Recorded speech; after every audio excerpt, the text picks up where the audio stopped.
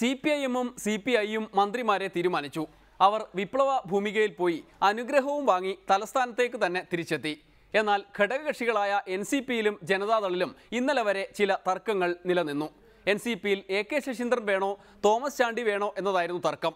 സ്വതവേ സാത്വികനും ഇടതുപക്ഷത്തോട് അടുത്തു നിൽക്കുന്നയാളുമായ AK ശശീന്ദ്രനെ മന്ത്രിയാക്കുന്നതിനോടായിരിക്കും പിണറായിക്ക് ഇഷ്ടം. എന്തായാലും പിണറായിയുടെ ഇഷ്ടം മനസ്സിലാക്കിയിട്ടെന്നോണം ഉഴവൂർ വിജയന്റെ പാർട്ടി ആ തീരുമാനമെടുത്തു, ശശീന്ദ്രനെ മന്ത്രിയാക്കാൻ. അദ്ദേഹം വളരെയധികം നല്ല നിലയിലുള്ള പ്രവർത്തനമാണ് കഴിഞ്ഞ കാലഘട്ടങ്ങളിൽ പൊതുരംഗത്ത് നടത്തിയിട്ടുള്ളത്. ഞങ്ങളുടെ പാർട്ടിയെ സംബന്ധിച്ചിടത്തോളം അദ്ദേഹം ഒരു മുതൽക്കൂട്ട് തന്നെയാണ്.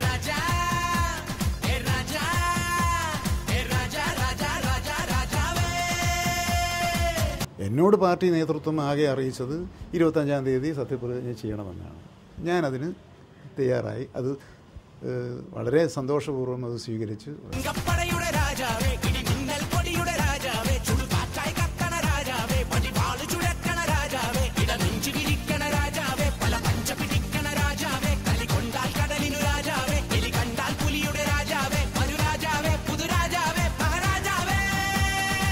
നാളെ പാർട്ടി പിന്നെ വേറെ ജോലി എന്നോട് ചെയ്യാൻ പറഞ്ഞാൽ അതും ഇപ്പോഴുള്ള സന്തോഷത്തെക്കാൾ ഇരട്ടി സന്തോഷത്തോടു കൂടി ഞാൻ ആ ചുമതലകൾ ചെയ്യുമെന്നല്ലാതെ എന്നെ സംബന്ധിച്ചിടത്തോളം ഇത് ഇന്നത്തേക്കുള്ളതാണോ നാളത്തേക്കുള്ളതാണോ മറ്റന്നാളത്തേക്കുള്ളതാണോ എന്നൊരു ചോദ്യം എനിക്ക് ഒരു വലിയൊരു വിഷയമായിട്ട് തോന്നില്ല. അതുകൊണ്ട് നല്ല ഭാഷയിൽ പറഞ്ഞാൽ ഞാനതിനെ സംബന്ധിച്ചത്ര ഒരു ഉത്കണ്ഠാകുലനല്ല. ശശിയേട്ടൻ വളരെ സാത്വികനായതുകൊണ്ട് അങ്ങനെയൊക്കെ പറയൂ. എന്നാൽ തോമസ് ചാണ്ടിയുടെ കാര്യം അങ്ങനെയല്ല. അതുകൊണ്ട് തോമസ് ചാണ്ടിയെ ഒന്ന് പിടിച്ചു നിർത്താൻ പാതിക്കാലം ശശീന്ദ്രൻ കഴിഞ്ഞിട്ട് ബാക്കി കാലം മന്ത്രി കസേര കൊടുക്കാം എന്ന് ധാരണയായത്രേ. ഉഴവൂർ വിജയനോട് ചോദിച്ചാലേ കാര്യം അറിയാനൊക്കൂ. തെരഞ്ഞെടുപ്പിന് മുമ്പേ മന്ത്രിയാണെന്നും ജലസേചന വകുപ്പാണെന്നും മറ്റും പ്രഖ്യാപിച്ച തോമസ് ചാണ്ടി അപ്പോൾ ആരായി? തോമസ് ചാണ്ടി പറഞ്ഞതെല്ലാം വെറുതെ ആയില്ലേ? അദ്ദേഹവും ഞങ്ങളുടെ പാർട്ടിയെ സംബന്ധിച്ചിടത്തോളം ഒരു സ്വത്താണ്. അങ്ങനെ രണ്ടുപേരും ഞങ്ങളെ സംബന്ധിച്ചിടത്തോളം ഞങ്ങളുടെ പാർട്ടിയുടെ പ്രവർത്തനങ്ങളിൽ വളരെ സജീവമായി നിൽക്കുന്നവരാണ്.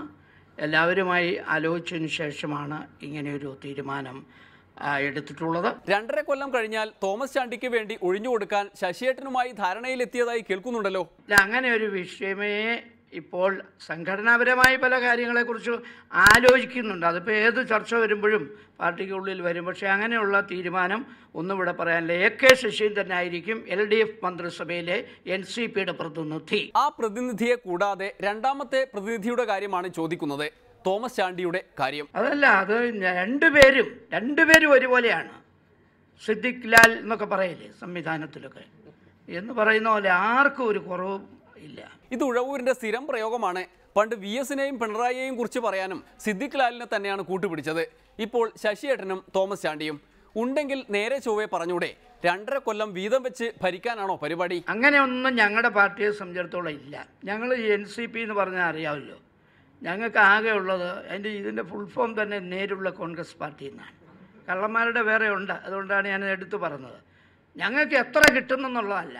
ഇപ്പോൾ 10 മന്ത്രിമാരെ കിട്ടി അല്ലെങ്കിൽ 15 MLA-മാരെ കിട്ടിയെന്ന് പറഞ്ഞിട്ട് കാര്യമില്ല. 10 പിള്ളേരുണ്ടെന്ന് പറഞ്ഞിട്ട് 5 സെൻട്രൽ ജയിലിലും 5 ഓടയിലും കിടക്കുന്നെങ്കിൽ ഉള്ളവരെ ഇപ്പോൾ 2 പേരേ ഉള്ളൂ. 2 പിള്ളേർ മതിയെന്നേ. എന്താ കുഴപ്പം? ഞങ്ങൾ സന്തോഷമാണ്.